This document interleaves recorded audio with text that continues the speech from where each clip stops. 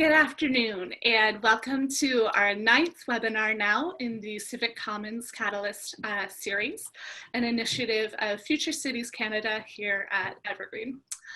On our next slide, you'll see what this catalyst is. We try to offer program support, we scale initiatives, all that strengthens Civic Commons, as well as prototyping participatory models and resident-led activities. And on the next slide, we try to define or share at least our definition of what we understand the Civic Commons to be. And really, that's the backbone of a city.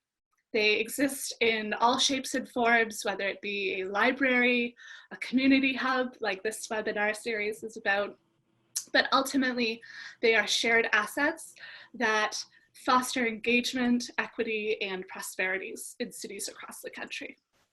So on our next slide, I want to thank you for joining us today with Sally Ann Woolnough and Reverend Dr. Candace Bist. Today, we're going to be speaking to the potential of sharing land and infrastructure, which is available through faith-based community hubs. So we'll speak to challenges around funding, partnering, and programming, and opportunities around repairing relations. Ultimately, we really want to dive into how connections and shared values and investments into partnerships and relationships can retain faith-based hubs within the hands of the community. You'll notice, of course, I just want to flag that both of our speakers are speaking from their own communities within the United Church, which of course is one of many perspectives. And of course, there's many perspectives within that. So we've done additional outreach so that our audience represents different denominations, interfaith groups, and secular groups. And of course, as always, we want to encourage folks to share from their own communities during our discussion. I will be your moderator and your host today.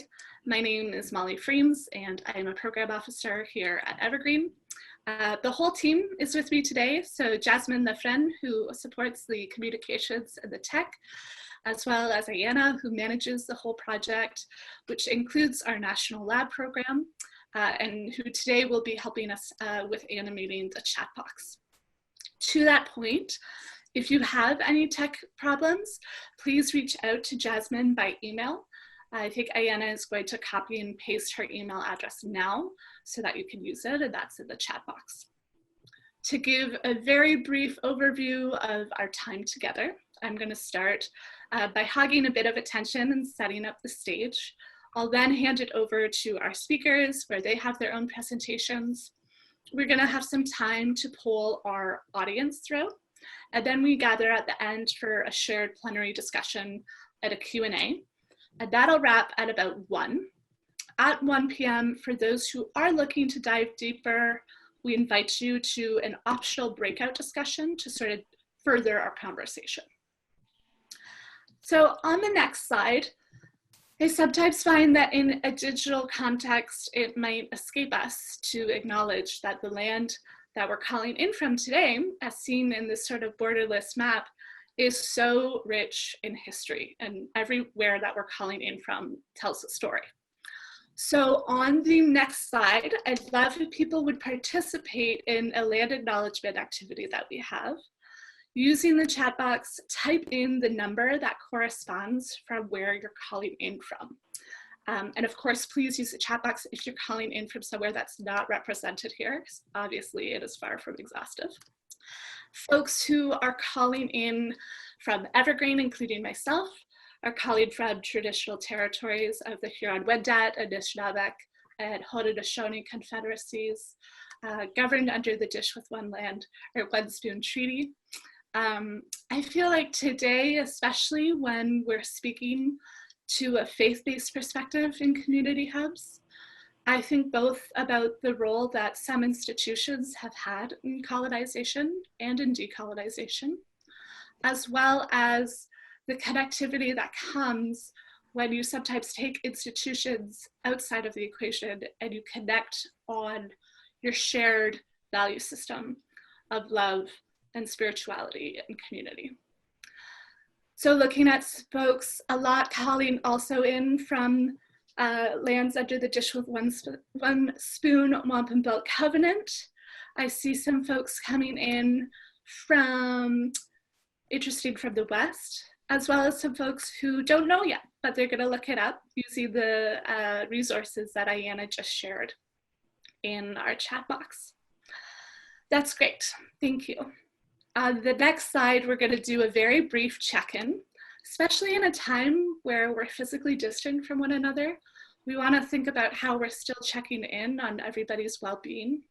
So in the very same way, use the chat box to indicate the emoji that best captures how you're feeling right now, or use it to describe if it's not captured here in emoji form. We've got a lot of sort of fingers crossed.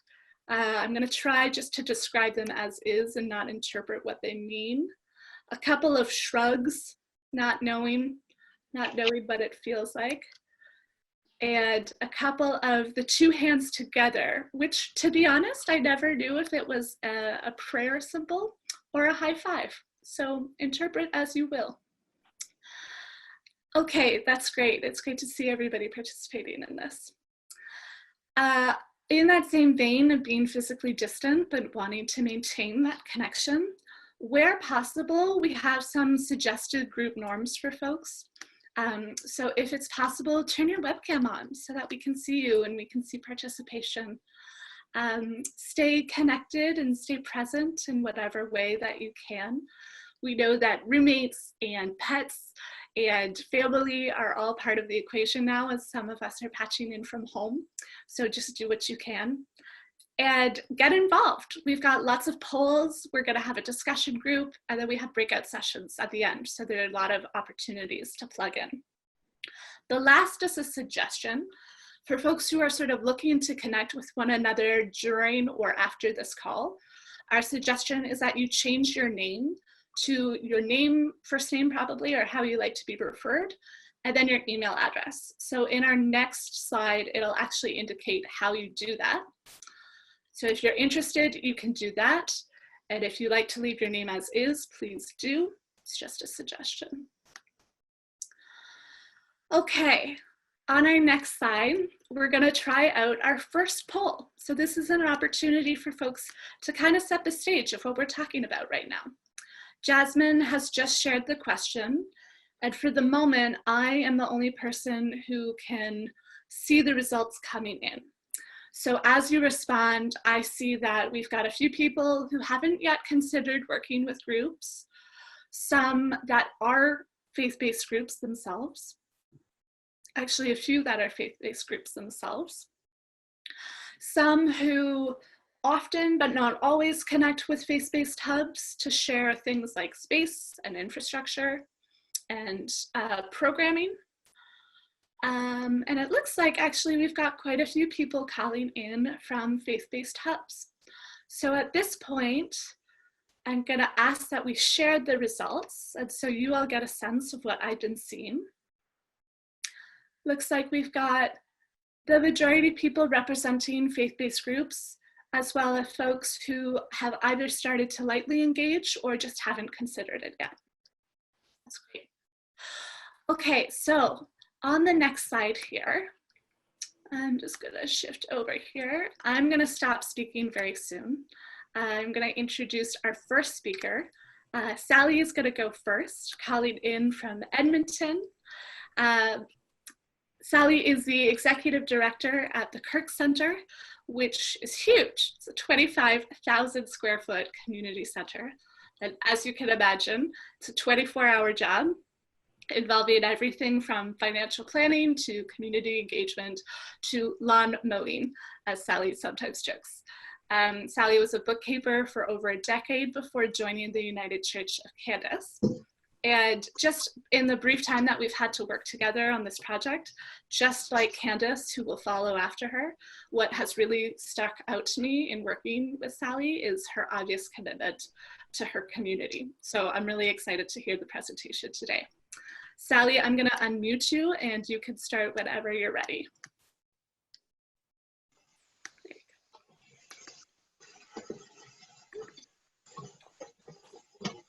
There we go. There we go. I think I needed you needed an assist there. I had to click also. Thank you. Thanks, Molly. Thanks for inviting me here today. I'm super excited about this, and I'm really excited to give everybody a little insight as to where Kirk Center came from and where we're heading. Slide 2, please. So Kirk Center is currently a registered not-for-profit community center. We serve right in the heart of Dovercourt community, and the whole of the city of Edmonton. We're quite nearby the heart of the city of Edmonton also. Slide, please. The Kirk building was completed in 1959 and was occupied solely by Kirk congregation until the center's inception in 2015, when Kirk congregation began to see that they could no longer sustain themselves or the building, and they had a really difficult decision ahead of them to disband. There really were only two options for the building: to reimagine it or to sell it. The congregation did not want to sell. They knew that the impact of selling the church and property could affect the entire community. And in many cases, condominiums or retail spaces constructed in these types of sold lots, causing a huge shift in the feel of an already established community. A shift a lot of older communities see as pretty negative. And that's when the vision of Kirk Center sprung to life and I was brought on. Slide, please. Throughout the process with Kirk congregation, we found that the importance of a community hub wasn't really well understood and could get lost in all the anxiety of changes to the known structure of Sunday morning at 10 a.m. services. For those who have been accustomed to thinking that the most important use of their building is church service on Sunday mornings, the idea of a community hub with equal partnerships can make them feel as though they're being diminished. Getting the point of view out there that a community hub enhances what the building is already being used for, not taking over completely, can be an uphill battle. I found that having a really solid definition in my head of what a community hub is and what it can do for the surrounding area was super important during those times. Slide, please. Working with the fact that we were a single congregation church building has been a very important lesson for us. We look like a church building. We always will. Slide, please. We have a sanctuary and a chapel and history scattered about the building. We run into challenges with the public's perception of what we are and who we serve. Some people are unsure if they need to be a religious group to come in and rent our space. When they come to visit, some people are nervous about how they speak and what they can and cannot say in a religious space. That nervousness is exactly the opposite of how we want people to feel in our building. Slide, please. We have found that there's no better way to tell people that we are a very inclusive building than to just get people in the door, to meet us and to hear what we're doing. We want to let people know that we still have worship groups in our space because we have worship spaces, our sanctuary and our chapel. But also as a community center, we have dedicated ourselves to having that and so much more available to the community. Slide, please. Currently, we're in the process of rebranding. That's a huge step to developing our individual identity and a brand that is uniquely us. It allows us to distinguish ourselves from other community hubs, but also gives us a little distance from having been a church. It can draw people in.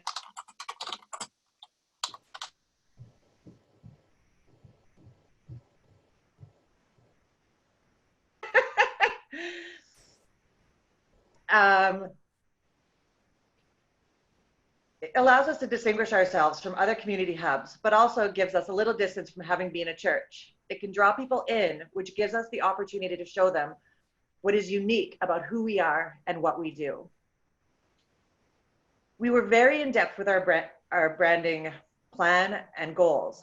We wanted to form, through branding identity, not just a logo.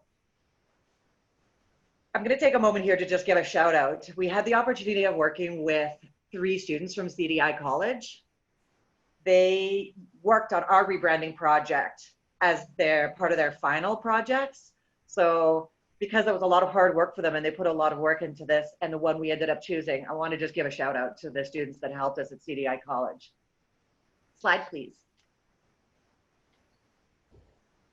Our rebranding consisted of a new logo, submarks, watermarks, a color palette, typography, letterhead, business cards, website, social media, outdoor signage, all of our advertising and information pieces. Next slide, please. And our cats, a branding item that we could never have imagined. We brought Mouse and Mabel in as a people and environmentally friendly way of taking care of a mouse problem. Turns out they're a huge draw and people come in specifically because they've heard of them. Our resident grief counselor has patients that specifically ask if one or both of the cats can join them in their sessions. They were an unexpected draw and have completely eradicated our mouse problem while also giving the building a real sense of hominess and comfort. Slide, please. All these elements have been important to us to improve our visibility and increase our exposure in the community, but also to create a feel of what the center stands for before people have even walked through our doors. Rebranding has also helped us in establishing and achieving our goals of an individual identity. It has helped us to find a comfortable balance between being an incorporated ministry of the United Church of Canada and also having that space between us to be a self-sufficient community hub. This has all been very important in finding a higher level of individual identity while also trying to embed ourselves in the community to form solid partnerships and programming. Slide, please. We feel as though finding our individual identity helps us stand out, which helps when it comes to funding. In our experience, because we fall between a not-for-profit and a United Church ministry, when grantors understand that we have an affiliation with the United Church of Canada, the immediate impression is that we must be automatically supported and funded by the United Church. It's not always easy to get funding when grantors' perception is that you have the money of a church behind you. From the United Church standpoint, as an incorporated ministry, we're expected to be self-sufficient and able to stand on our own. For a while there, I found myself trying to find out which angle we leaned towards the most, or I shifted between one or the other depending on the situation. It was an uncomfortable and uneasy balance. It wasn't until I started to become really comfortable in what we represent that I found that we could do both. The rebranding certainly helped with the not-for-profit funding side because it has given us a personal identity apart from the church. And what helps us on the United Church side is our core values, what we do, who we do it for, and how we go about doing it. Next slide, please. Kirk Centre is looking forward to partnering with community programming resources and social enterprises to arrange space for all sorts of programmings. This has been a challenge and taken some patience so far.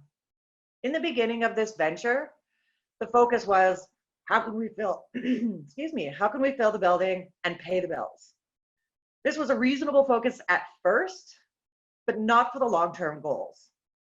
To be a successful community hub, we need to be out there in the community, with the community, leadership, community leadership and governance, to hear other views and thoughts on the possibilities of the revisioned and reimagined Kirk Centre. At what point we were caught between belonging to the United Church of Canada and being a diverse community centre. How can we be diverse if we're the United Church of Canada? We've had to find, and are still finding, the right balance between the church that we used to be and the social enterprise and hub that we've become. We are looking forward to working closely and in cooperation with other community groups and businesses and providing opportunities to community members to participate in programming that will enhance their daily lives. We think our space and its core values are an asset to those who provide community programming, but have no space to run the programs within their communities. Last slide, please. Really, in all four areas that I've touched on today, the uneasy changes for congregations, public perceptions, funding challenges, and community partnerships, what it really comes down to, for me, is to know your project, to know yourself, and to know your goals. That knowledge foundation will help center your values and give you direction from square one. Thank you. Awesome. Thank you so much, Sally. That was great. I'm gonna share a poll right away because I feel like we want to riff off of something that Sally spoke of in terms of knowing your identity and how that forms both internally and with partners. So I know that so many of the folks who are joining us today have worked with partners in some way or another. And so we're really curious on our end, and this poll has just been started, sorry, so you can participate.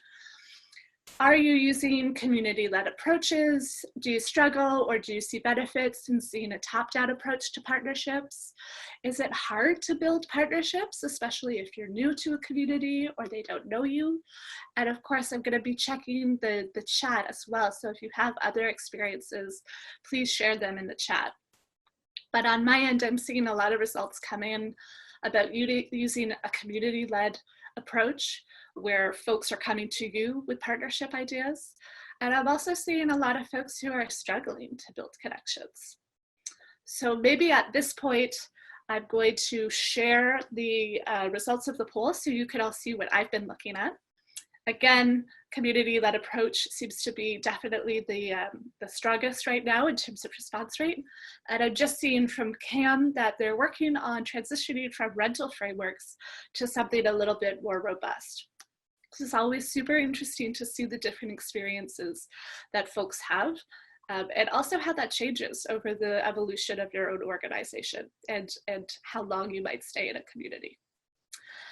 So I am going to introduce Candace at this point. Just like Sally, Reverend Bist is deeply committed to her community, and that's at Sherbourne Primrose in Dufferin County, which is not too far from us here in Toronto. With several master's degrees and a doctorate under her belt, Reverend Bist has just this very beautiful way of communicating complexity and nuance with extreme amounts of care and compassion, and a bit of spice too, I'll mention.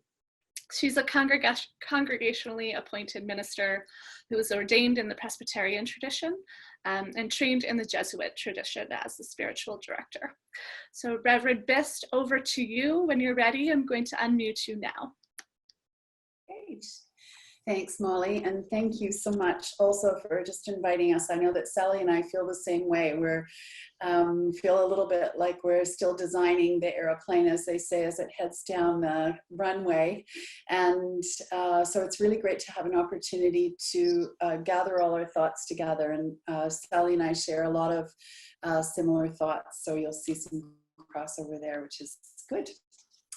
So the pastoral charge that I serve consists of two separate churches, Trinity United Church in downtown Shelburne, that's the big one, and Primrose United Church in Mono Township. Each church has its own congregation and its own council. Slide.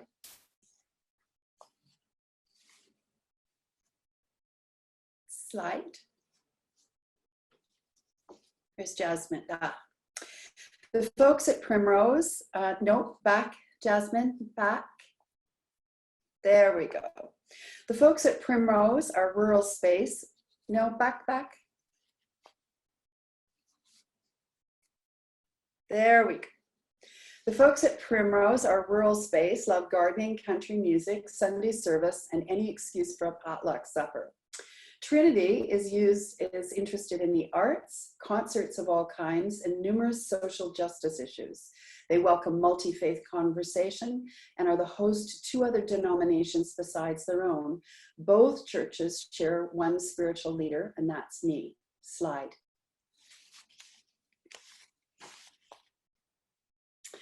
Both churches also share a vision that is spiritually audacious. And some might say impossible, but then the edges of impossible are where the fun begins. And that is where BHAGs flourish. Slide.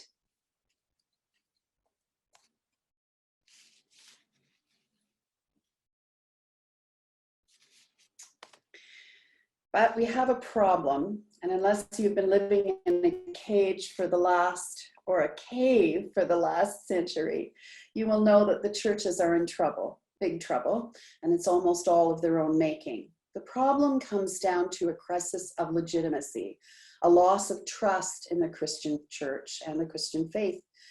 It has failed to meet the needs of people in a very real way and made large missteps in common culture.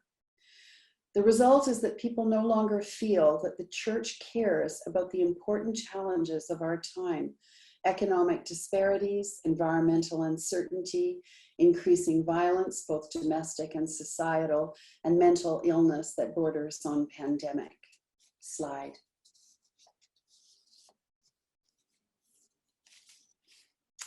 But as it happens, and I'm speaking, by the way, in this particular context, so important to remember that, because I know that there'll be other faith traditions here.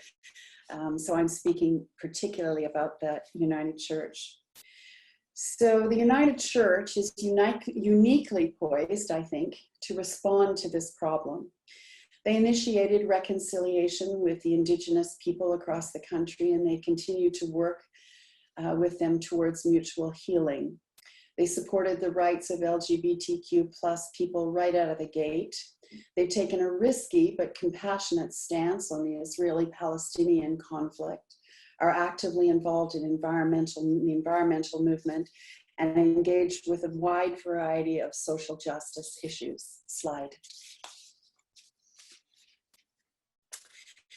They have faced the past problems of the church, from the residential schools to women's rights, and through EDGE and Embracing the Spirit, innovative branches of the mothership have set themselves the high goal of becoming, long last, I might add, worthy of our original calling of people of the way. People of the way was what the early Christians were called, and the way, of course, was the way of love. People of the way, no matter what their faith tradition or their spirituality, will offer the following: sanctuary for everyone, radical hospitality, endless grace, active compassion, enlightened education, spiritual wellness, contemplative practices, creative possibilities. And this is what we want to offer in our buildings and in our neighborhood. And you'll notice that these 8 offerings are not attached to any doctrine, any set of beliefs, or any particular religion. Slide. Here are the 5 general principles with which we are working, or I should say stumbling along and trying and picking ourselves up again and carrying on anyway. We are making every effort to reorient our stance, to look outward and not inward. We are explorers, setting about the neighborhood to see it with new eyes. Slide. We are experimenting around the edges, testing things out just as they come to us. We test, we try, we offer to see what will grow, what is needed, what works, what doesn't. No judgment on any of this, and we see what flourishes. Slide. We generally start with what we already have. We ask the questions: what do we have to share? What kind of space do we have? What skills? What talents? What can we offer for the benefit of all? We start where we are. Slide.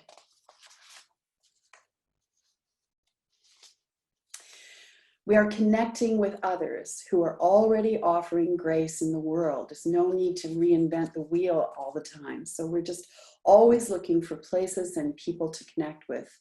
And we look for people who are offering grace, whatever it is that they're doing, and forming partnerships so that everyone benefits in the neighborhood and also in the virtual world. Slide. And we think it's super important to be sharing all aspects of our experience, which is why we are partaking in any events like this one that might be supportive to others, and posting on our website and elsewhere information we think might be used by the wider conversation. Here are 3 examples of what this looks like on the ground. Slide.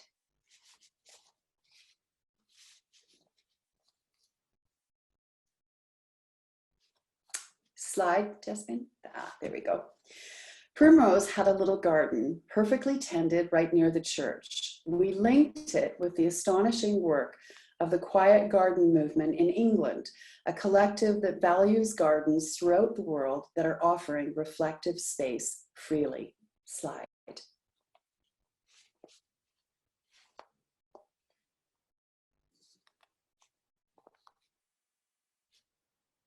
We then offered 2 gatherings to the neighborhood, connecting with yoga instructors, meditation teachers, and gardeners in the area to offer a curated garden tour in silence. Just want to say that was so ahead of its time. Nobody could quite get how you do a garden tour where you're supposed to chitty chat in silence and meditation. Anyway, that's called experimenting around the edges. And we also offered a day of learning various spiritual practices, which somehow had a little more resonance for people. Slide. The buildings the churches own are both a strength and a liability. I think Sally's probably running into that as well. She mentioned that in her presentation. They exist for sharing, which is great, but they both, in our cases, require a complete reconfiguration to reflect modern sensibilities. And I would mention, just riffing off what Sally was saying, that it's not just that the buildings need to be, environmentally brought up to a grade and all of those things, but there is that residential element that they look like a church, and you cannot get away from that. It is something that we work with. At any rate, the cost of all of this is daunting. So we experimented with one room at Trinity, stripping it down and building it back up again. Well insulated, well lit, beautifully appointed, using our own skills and local artisans where we could. Slide. And then we invited people in to share it. It's currently used for children's music lessons, various classes and lectures, hospitality events, multi-faith dinners. It is a tangible example of what a new church space might look like, complete with a blueprint of how to get it there. We share all the details of this experiment, including the breakdown of cost and funding, on our website. Slide.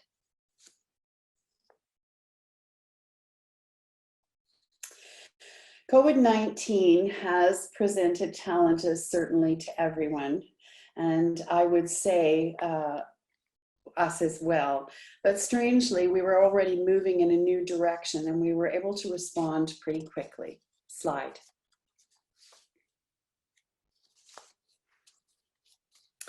Fast-tracking our technology, we started putting out twice weekly email correspondence, chock-a-block full of resources for those at home. And we decided on a podcast as opposed to streaming regular services from the sanctuary, because we felt it would offer more flexibility for those listening. And I have to admit, more creativity for myself. I happen to have a captive musician that I'm married to, which is really lovely, and a recording studio on my property. It is up on iTunes, it is out in the world, and it is well past the formal walls of the church building. Slide. We are currently offering 3 Zoom gatherings a week, led by 3 young women from the neighborhood, leading parenting classes, breathing and stretching for relaxation, and mindfulness meditation to reduce stress. The church pays the teachers, but then offers their classes gratis for the community, into the community, wide open to everything and everyone.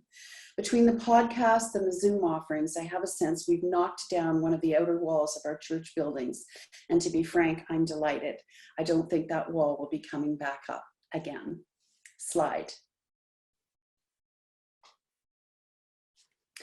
We had already put care groups in place in the church, but I think of all the people delivering flowers and freshly baked bread onto porches and onto community mailboxes these days. And I'm beginning to wonder what that would look like if it was extended out into the community at large. Slide. Are there challenges? You bet they are. But I'm going to guess that the challenges that the church has aren't any different than anybody else who's trying to negotiate the strange landscape we currently find ourselves in. And the first challenge is a challenge of imagination. Some would say that the human race is suffering from that very thing, a massive, staggering lack of imagination. Compassion and contemplation, when married together, may yet offer us new possibilities if we will only just leave ourselves to relax into that place of unknowing. Slide.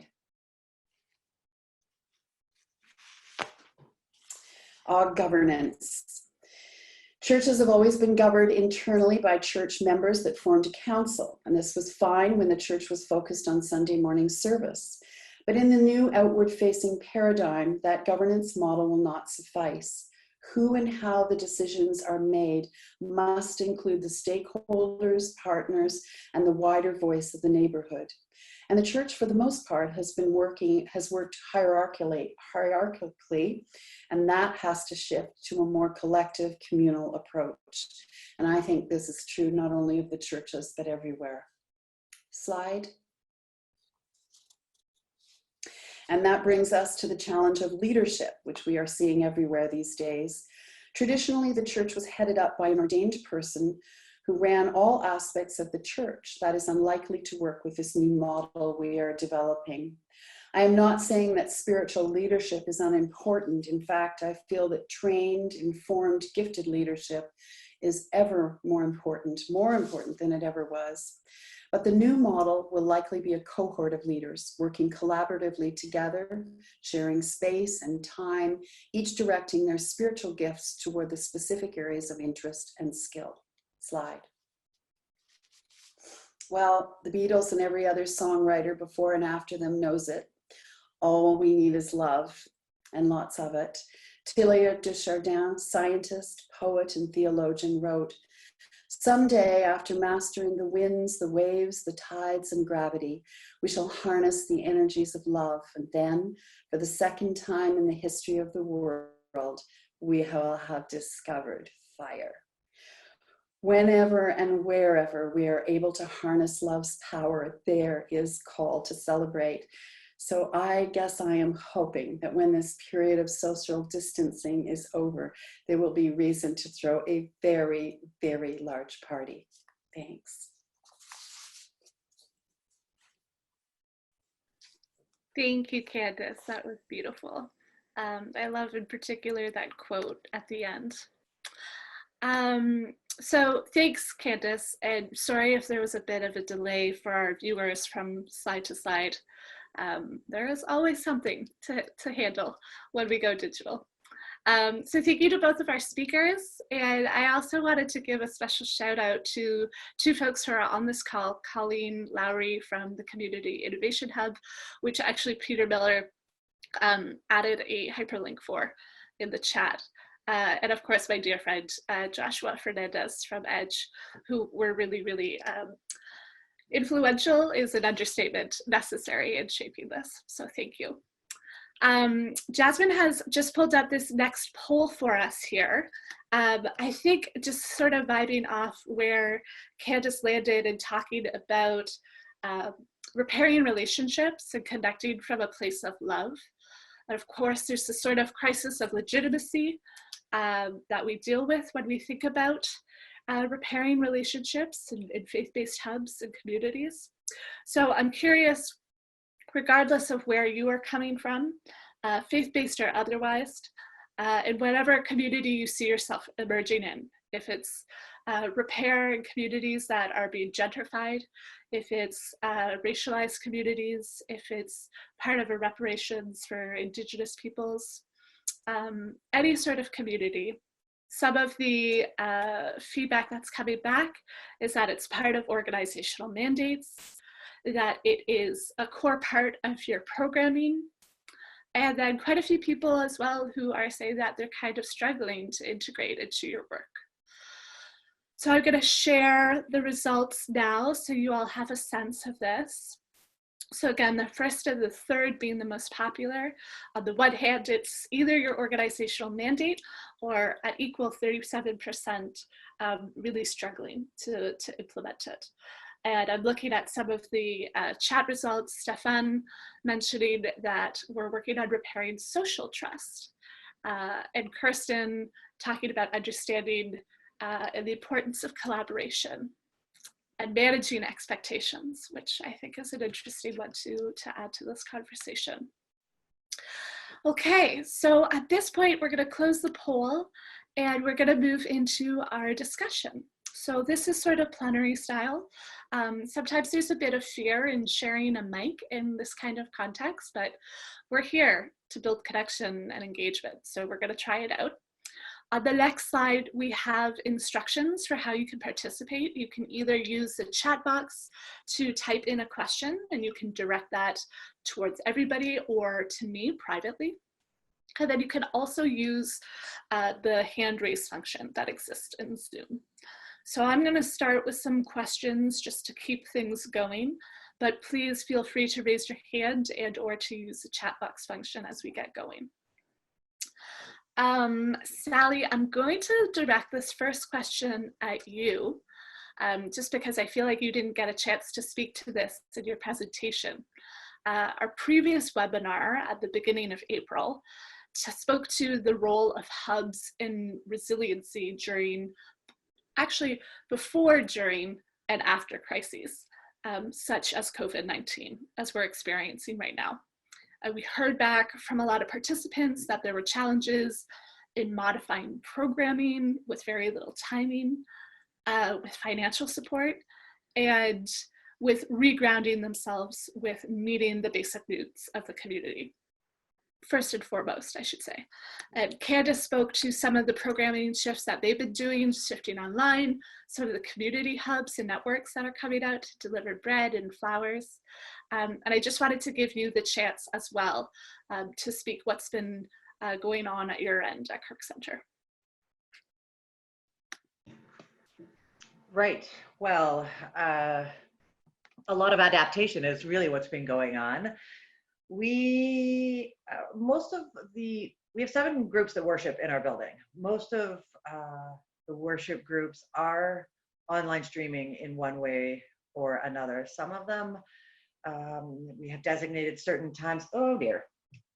We have designated certain times where they can come into the building separate from everybody else and stream from the building. There is one of the really big senses of loss isn't just continuing along a piece of programming, but the home that our space is for these groups and the loss of that feeling of home in a space of worship or in a space of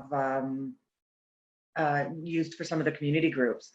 So having it via Zoom from the building gives them the worship and the companionship and the community sense that they need, but also having it from the building and being able to recognize the space, feel that it's something that they feel comfortable with has really been helpful. As far as funding goes, it's all over the map. It is very difficult to be seen as a separate identity of a community church while being connected with the United Church of Canada. That has led us to pretty much a wall right now when it comes to any of the federal funding and subsidies that are going out there right now, but breaking walls is my MO, so I'm all over that. I don't want to take too long answering questions, so hopefully that's I start. I think that's great. That's fantastic. Thank you. I'm going to, there's a lot of questions coming up, which is great. I am going to call, I think first, this is actually from Josh Greenhut. And I think I'll direct it to Candace. There's a question about guidance and examples of how to approach governance agreements in a multi-faith hub, which I know interfaith is sort of a big part of your practice. And then moving from one quote unquote owner to multiple entities, I should say, that share that responsibility and accountability. And Candace, I'm gonna unmute you when you're ready. Yeah, well, that's a great question, and it's a larger question. You're asking the question in terms of multi-faith, but it's really it's such an important question because it's so important to have different voices at the table. And I can't say specifically because right at the moment we're in a place where we haven't yet pushed that, if you will. We're working through that. We have two other congregations in our, like, we're United Church. We have Seventh-day Adventists and we have the Catholics, which I just love, because we live up in an area where, you know, the Catholics and the Protestants were, you know, it's like the whole battle of the Boyne all over again. And there they are at 9 o'clock, and then we come in at 11 o'clock and we share coffee hour. And I just love the flow of that. But we're still in a place where we run the show. And I know that that's not going to last. I know that that has to be let go. And so I guess my answer to that question really is, it's all about conversation. It doesn't matter where I start. I keep coming back to the tea table. You know, it's just we have to sit down and have tea together, or coffee or whatever, and we have to talk, because I really think when we have open conversations, we will find our way forward. We have that deeper wisdom within us, and if we have people that we're wanting to work together, we will find a way to put it together. I think we're going to have to let go of a lot of governance rules of how things have to be and who has to be in charge in order to start to make that collective voice more available to us. And it really is about experimenting with it. Yeah, I hear that a lot. A trust certainly plays a big role of it, and a trust in sort of time, and that things take time. I'm going to sort of combine two questions here. One, I'm cheating a little. One wasn't actually a question, but it was something that caught my attention that was posted in the chat earlier by Shelley Sabo, and I apologize if I've mispronounced any names. And Shelley wrote, in our neighborhood, we started with a grant, and the associate and grant was a catalyst. And we overestimate what we can do in 1 year, and we underestimate what we can do in 10. And I think that's just a really interesting short-term, long-term shift that a lot of community hubs kind of feel themselves trapped in sometimes. And that's not unlike other organizations, I should add. So maybe I'll pass the buck back to Sally, but I'm curious to hear maybe I'll give both of you the chance to speak to this sort of tension between the short and the long term.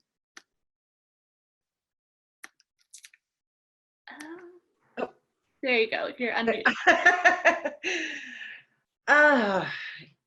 You know, when you have a large building, as Candace was saying, when you have a large building and it's an older building, the short term really is get people in the building, get the money needed to ensure you keep up the space. If you cannot keep up the space, you can't even think long term to start to get programming in and to build relationships and all those types of things, because if the building is not up to snuff, and if the building has a leak over here and something else going on over there, it's not sustainable long term, and also just not appealing and fit for people. So that, you know, some of these congregations that are being had as far as governance and structure and programming and relationships really didn't even occur to me for the first couple of years, as I just barreled through trying to just get everything up and running. It wasn't until the last couple of years that really when we saw that the building was beginning to take care of itself. And I have a fantastic caretaker that I don't micromanage or need to at all, that her and I work in great partnership together. So to be able to trust the maintenance of the building on her, it's enabled me to be able to think of some bigger picture items. Long-term goals are just the larger community picture. That's really just it, simply. Interesting. Okay. And how about Candace? Well, my church is, and I think this is true of other churches as well and other organizations, we do have a little luxury, and it's not a luxury that's going to last a long time, but it's a luxury that's based right now on that we have a financial setup that holds everything steady, at least for the moment, while we figure everything else out. And I'm deeply grateful for that. So everything's kind of holding steady on the, we know the financial, I didn't mention this in the challenges, but it's the challenge, of course, of all the churches and everybody these days, is the financial piece. It's massive. It's a huge, huge shift in thinking, working with social enterprise, trying to figure out how it's all going to work. And the churches, of course, traditionally had a wonderful setup with the tithing and et cetera, which is not going to work in the future that we're moving into. But at least for now, we have something sort of holding steady so that we can test out those things. But one of the things that was gifted to me that I didn't know anything about that was really helpful with the whole, and Shelley, I love this, I loved your thought on this, we overestimate what we can do next week and underestimate what we can do in 10 years. That's absolutely accurate. Through the United Church, they put on, I think it was through EDGE, they put on something where they taught us how to do a theory of change, which I just want to say was very challenging for me. But it forced me to go through this discipline of saying, what am I going to do this year? What am I going to do in 3 years? What am I going to do in 10 years? And so I had to actually think about that and really work through that with our visioning team. And it gave us a really good blueprint for something to work on that I would never have thought of. I didn't know anything about that. And so it was really helpful for me to see that and to sort of pin things down and to be encouraged to look at that big picture for 10 years. Like to say, when I was studying at Claremont, we always had this thing that everybody was going for world peace. Like, that's what we were going for. We were going for world peace, hands down. No, that's what we wanted. But we couldn't say that. So we would, tuck it away in our back pocket and go, well, if we tell that to everybody, they'll think we're completely bad.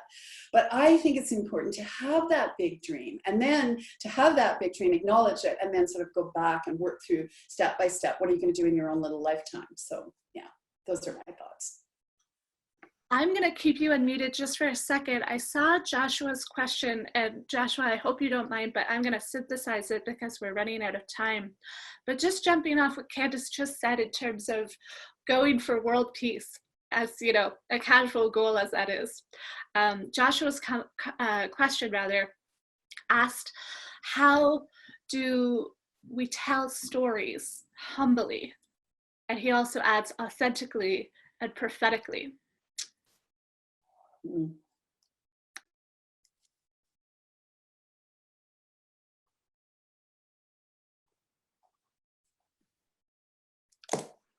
And are you asking me? Oh dear. Well, I'm going to go way out on a limb here. It always bothered me in the church. Why not? Let's just put some things on the table. It always bothered me in the church that people would talk about their testimony. And I always used to cringe about that. And coming from a very devoted spiritual person, that might seem strange, but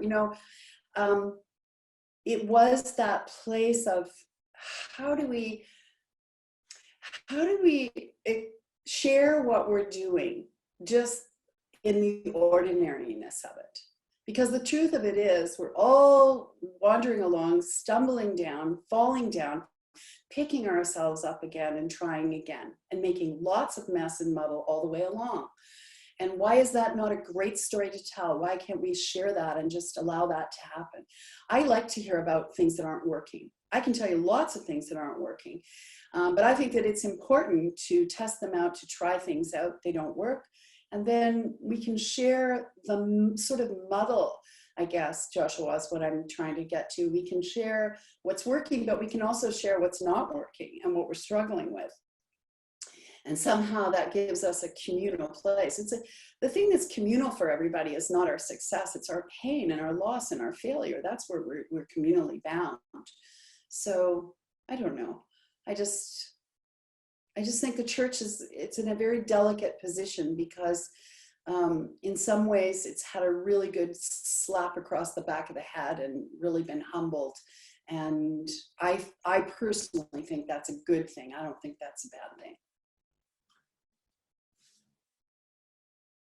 Just unmuting myself here. Okay, we're gonna wrap up this sort of discussion part of it. I did want to see, I know that we missed a question earlier from Susan, and it's a very quick one directed to Sally.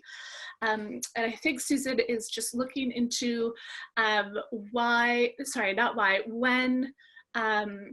Kirk sort of started as a center as opposed to a congregation, and if you feel like you're still in that sort of transition.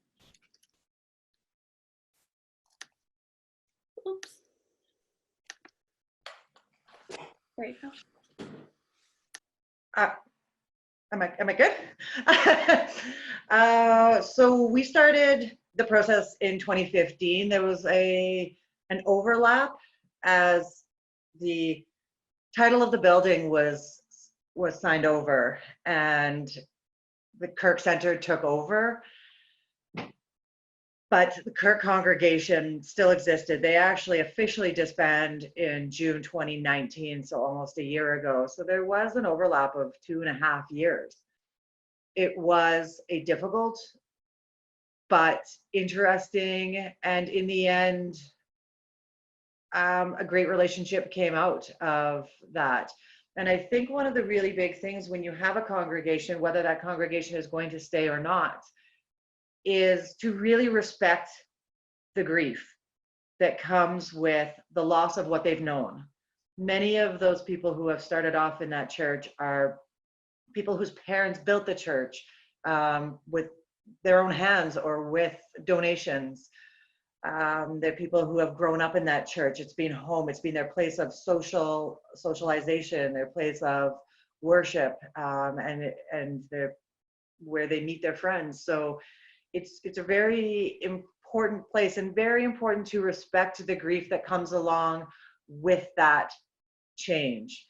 And I just found that respecting that grief, respecting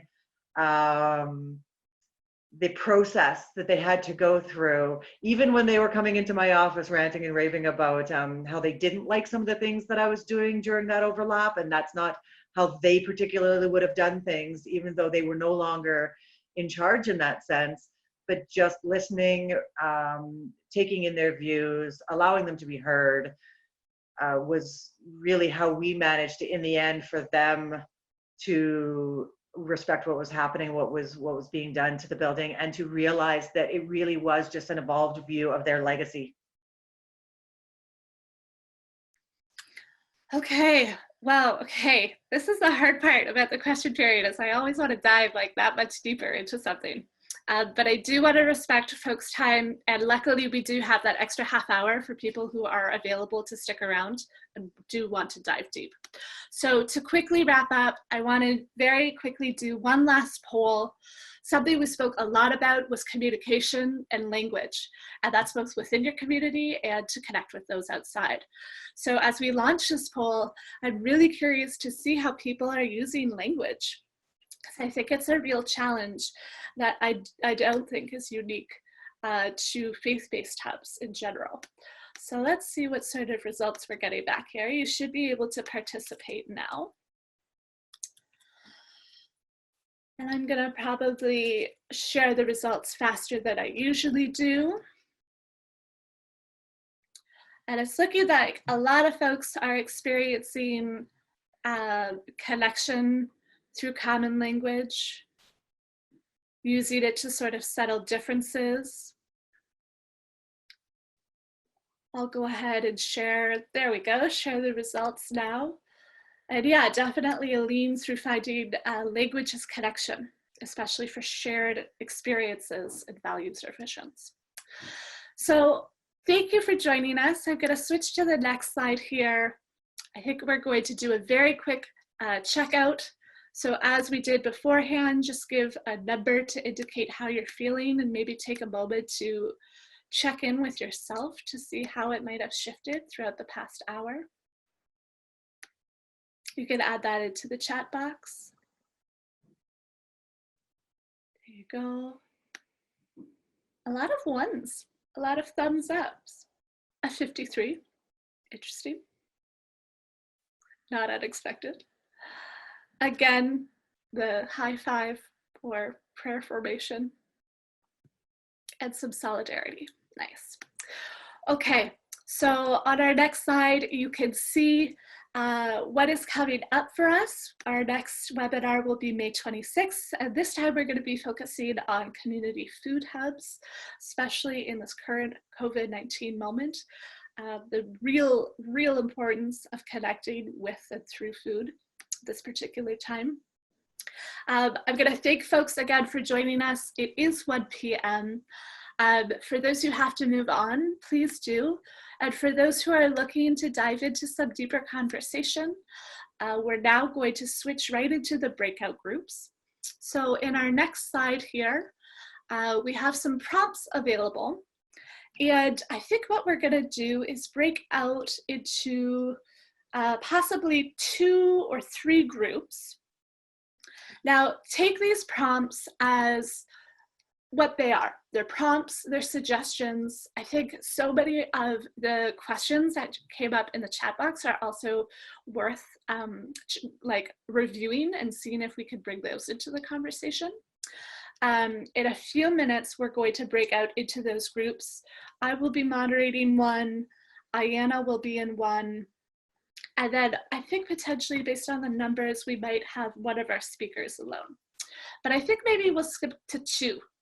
So Jasmine is going to go ahead and split the group up into 2 groups now. These prompts are going to be copied and pasted by Ayanna into our chat box. And it may take a minute or 2, so just have patience with us.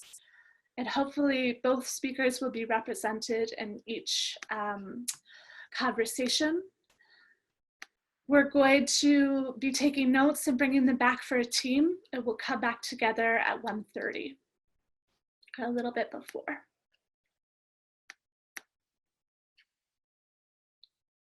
You should be able to join breakout groups now with a little button that pops up, and I'll talk to everybody soon.